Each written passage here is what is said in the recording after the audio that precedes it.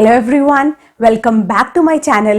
If you are watching my video for the first time, then let me tell you, on my channel you'll find amazing videos related to content, freelancing and blogging.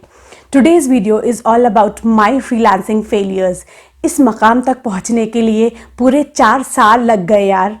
Work from home क्या होता है से work from home is the best job ever for me तक पहुंचने में बहुत ज़्यादा मेहनत लगी.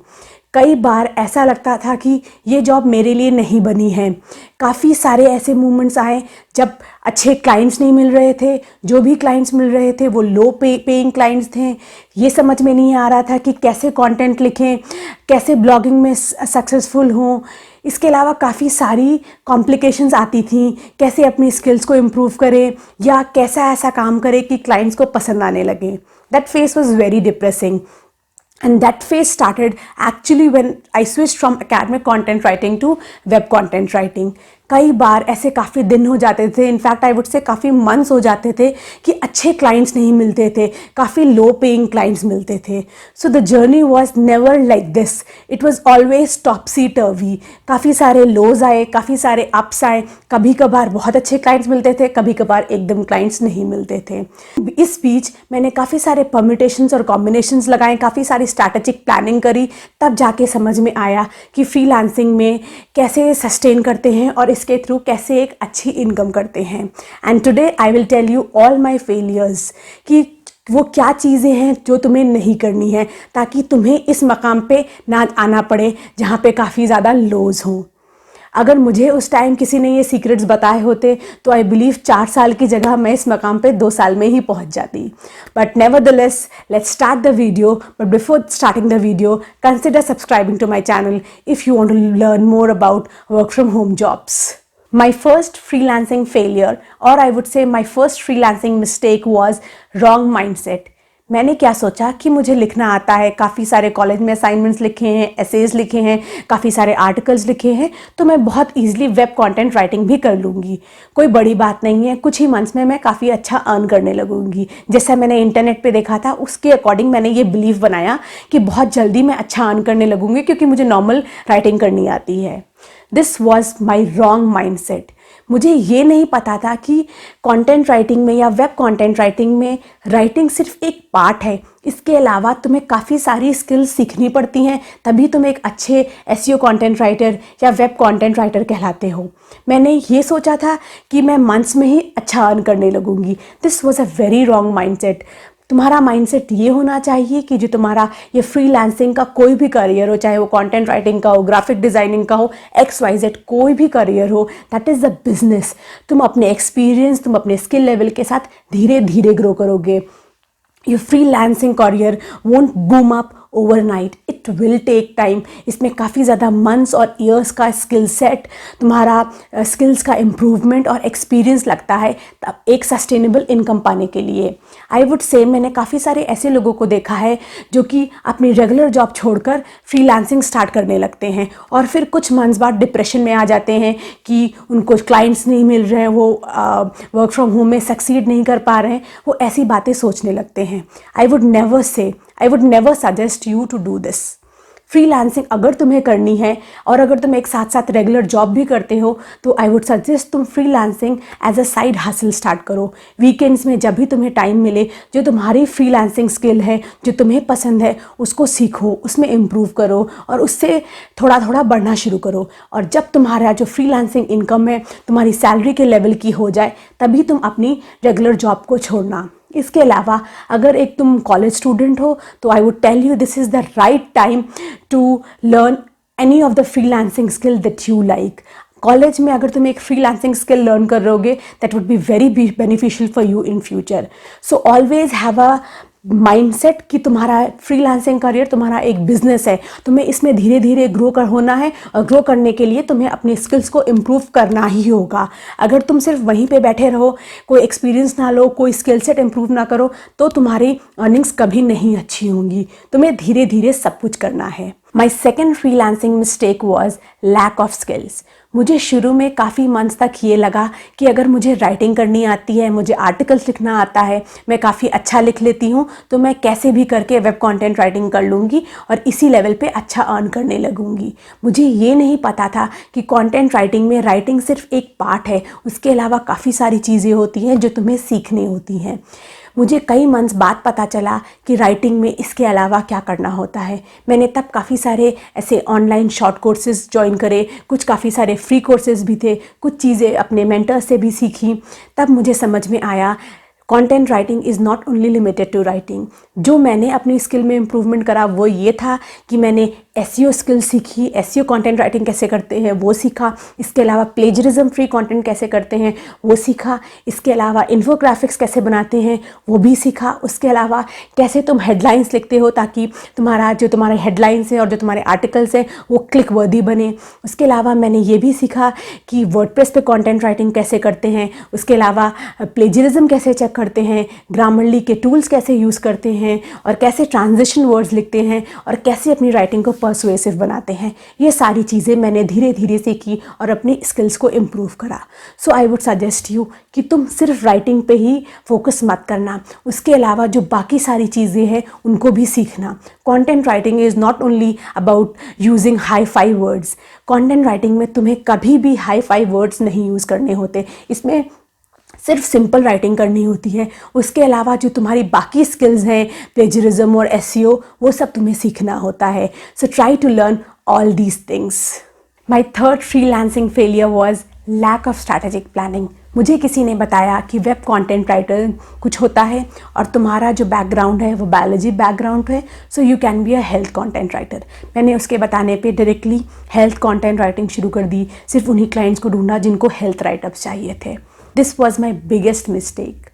मैं तुम्हें ये सजेस्ट करूँगी कि तुम देखो कि मार्केट में कौन से प्रॉफिटेबल नीश चल रहे हैं, कौन से ऐसे नीश हैं जहाँ पे तुम्हें ज़्यादा वर्क मिलता है और तुम्हें अच्छा पे करते हैं।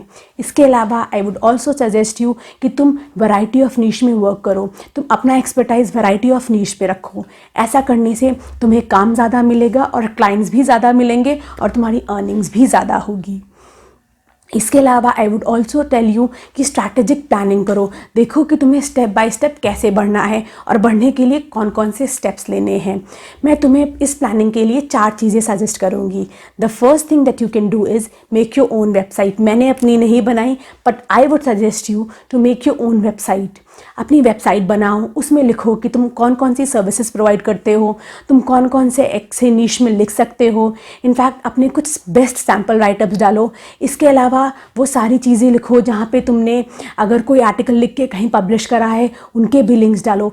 ऐसा करने से यू विल लुक प्रोफेशनल। जो तुम्हें बाहर के क्लाइंट्स होंगे, इनफैक्ट इंडियन और पाकिस्तानी क्लाइंट्स तुम्हें हायर करना प्रेफर करेंगे क्योंकि उनको लगेगा तुम एक प्रोफेशनल कंटेंट राइटर हो, तुम्हें राइटिंग अच्छे से आती है। The second thing that you can do is list down your companies और list down your target clients। तुम्हें एक लिस्ट बनानी होगी कि तुम्हें किस तरीके की कंपनीज को टारगेट करना है। अगर तुम एक हेल्थ राइटर हो तो तुम्हें कौन कौन से डिजिटल मीडिया हाउसेस को टारगेट करना है, या तुम्हारे कौन कौन सी ऐसी फार्मास्यूटिकल कंपनीज़ हैं कि आई वुड से जो ब्यूटी इंडस्ट्रीज़ हैं, क्या तुम उनके कंटेंट राइटर बन सकते हो। सेम वे अगर तुम टेक्निकल राइटिंग करते हो तो कौन कौन से टेक्निकल डिजिटल मीडिया हाउसेज हैं जिनको तुम टारगेट कर सकते हो। अगर तुम इंफॉर्मेशनल राइटिंग करते हो तो तुम जो न्यूज़ मीडिया हाउसेज होते हैं जैसे कि टाइम्स ऑफ इंडिया वगैरह, इन सब लोगों को टारगेट कर सकते हो। सो बेसिकली तुम एक लिस्ट बनाओ कि तुम्हें कौन कौन सी इंडस्ट्रीज़ और कौन कौन सी कंपनीज़ को टारगेट करना है। The third thing that you can do is sort out the ways कि तुम कहाँ से क्लाइंट्स लाओगे।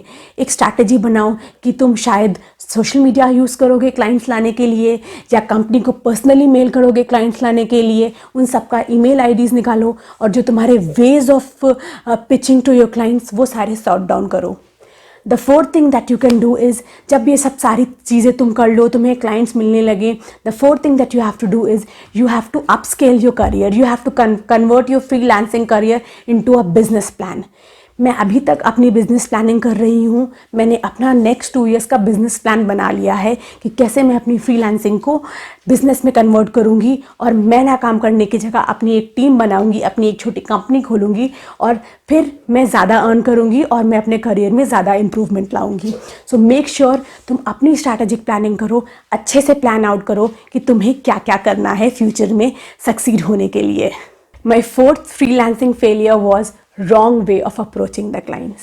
मैं क्या करती थी, मैंने अपना एक CV बनाया जिसमें अपना एजुकेशन लिखा, एक्सपीरियंस लिखा, अकम्पलिशमेंट्स लिखे।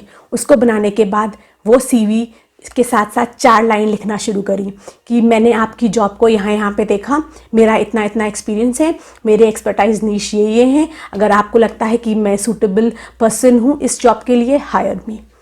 यही 4 लाइनें और यही CV मैंने हर एक रिक्रूटर को भेजना शुरू कर दिया। That was completely wrong. इस तरीके से अगर तुम क्लाइंट्स को अप्रोच करोगे तो आई कैन गारंटी यू क्लाइंट्स तुम्हें रिप्लाई बैक क्या करना, तुम्हारा जो मेल है उसको ओपन भी नहीं करेंगे। This is a completely wrong strategy to approach the clients. You have to go a little more forward ताकि क्लाइंट्स तुम्हारा जो मेल है, जो तुम्हारा पर्सनलाइज पोर्टफोलियो है, उसको देख के इम्प्रेस हो जाए। तुम्हें क्या करना है, एक पर्सनलाइज्ड पोर्टफोलियो बनाना है। और अगर तुम्हें नहीं पता कि ये कैसे बनाते हैं, मैंने उस पर एक ऑलरेडी वीडियो बनाया है, उस वीडियो का लिंक तुम्हें यहाँ आई बटन में मिल जाएगा। अब एक बात और, पर्सनलाइज पोर्टफोलियो बनाते टाइम तुम्हें पर्सनलाइज कवर लेटर पे काफ़ी ज़्यादा ध्यान देना है। सपोज़ तुम्हारा एक क्लाइंट है जो कि किसी वेबसाइट के लिए उसको वर्क चाहिए या किसी कंपनी के राइटअप चाहिए, तो तुम क्या करोगे, अपने कवर लेटर में लिखोगे कि तुम्हें उस कंपनी की या उस वेबसाइट की सबसे ज़्यादा क्या चीज़ पसंद आती है और इसके अलावा किस तरीके के राइटअप तुम करोगे, किस तरीके के एफर्ट डालोगे कि उसकी कंपनी में या उसकी वेबसाइट की ग्रोथ हो। अगर तुम ऐसा लिखोगे तो I am very sure client को तुम्हारे एफर्ट्स दिखेंगे, उसको इंटरेस्ट आ जाएगा कि ये एक ऐसा बंदा है या बंदी है जिसको इंटरेस्ट है जॉब करने में, जिसको काफ़ी ज़्यादा एक्सपीरियंस है। That client will be really impressed and I can guarantee you he और शी विल हायर यू। इसके अलावा मैं एक बात और बोलूँगी, अगर तुम्हें लगता है कि तुम्हारे पास थोड़ा और टाइम है तो try to draft a small sample of 300 और 500 वर्ड्स उसके क्लाइंट के नीड्स के अकॉर्डिंग। अब ऐसा करने से क्लाइंट थोड़ा और ज़्यादा इम्प्रेस हो जाएगा, उसको और ज़्यादा लगने लगेगा कि तुम काफ़ी प्रोफेशनल हो और काफ़ी ज़्यादा अच्छे राइटर हो। Try this trick to approach the clients. I can guarantee you will surely succeed. My 5th freelancing failure was not marketing my services on social media handles. मैंने कभी भी किसी भी सोशल मीडिया हैंडल, चाहे वो LinkedIn हो, चाहे वो ट्विटर हो, चाहे वो फेसबुक हो, चाहे वो इंस्टाग्राम हो, कभी बताया ही नहीं कि मैं करती क्या हूँ। जब मैंने बताया ही नहीं तो अगर किसी क्लाइंट को ज़रूरत भी है वो मुझे कैसे अप्रोच करेगा। This was a silly mistake but I have done it. But काफ़ी सारे परम्यूटेशन कॉम्बिनेशन करें, काफ़ी ज़्यादा सारी गलतियां करी, तभी ये सारी चीज़ें सीखी हैं। आई वुड सजेस्ट यू कि जितने भी सोशल मीडिया हैंडल्स हैं, इंस्टाग्राम, ट्विटर, FB, लिंक्डइन, इन चारों पे तुम अपना एक प्रोफाइल बनाओ या अपना एक सेपरेट पेज बनाओ। उस पेज पे मेंशन करो कि तुम्हारी सर्विसेज क्या हैं, तुम लोगों को क्या क्या ऑफ़र कर सकते हो, और हेडलाइन में यानी कि टैग लाइन में मेंशन करो कि तुम एक कंटेंट राइटर हो या वेब डिज़ाइनर हो, वेब डेवलपर हो, ग्राफिक डिज़ाइनर हो, जो भी तुम्हारा प्रोफेशन हो, जो भी तुम सर्विसेज प्रोवाइड करते हो, उसको क्लियरली मेंशन करो। अब ऐसा करने से क्या होगा, अगर कोई भी क्लाइंट तुम्हारे जैसे स्किल सेट के लोगों को ढूंढ रहा होगा तो वहाँ पे तुम्हारी प्रोफाइल शो अप करेगी and that person will approach you.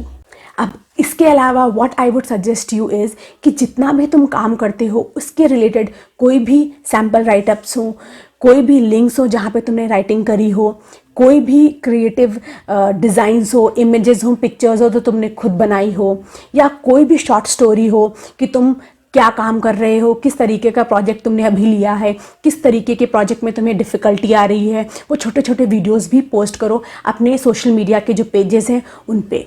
इसके अलावा अगर तुम पॉसिबल हो तो कुछ डाउनलोडेबल चीट शीट्स भी डालो ताकि लोग उसको देख सकें और समझ सकें तुम किस लेवल का वर्क करते हो।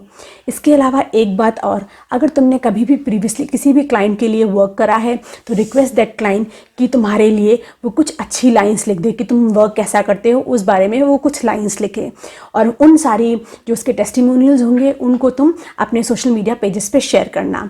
अब ये सारी चीज़ें करोगे तो जो तुम्हारा प्रोफाइल है वो काफ़ी ऑप्टिमाइज्ड हो जाएगा और काफ़ी अट्रैक्टिव दिखेगा। तो फिर अगर कोई भी क्लाइंट तुम्हारे प्रोफाइल को देखेगा, ही और she would be impressed. So I believe जितने भी मैंने तुम्हें ये फेलियर्स बताए हैं ये तुम रिपीट नहीं करोगे। इसके साथ मैंने जो इम्प्रूवमेंट बताए हैं तुम वो भी करोगे, और अगर तुम ऐसा करोगे आई कैन गारंटी यू कि तुम्हें अच्छे क्लाइंट्स मिलेंगे, तुम्हारा करियर इस फील्ड में इम्प्रूव हो जाएगा। सो अगर तुम्हें मेरा वीडियो पसंद आया हो तो consider subscribing to my channel and liking this video. I'll meet you in my next one.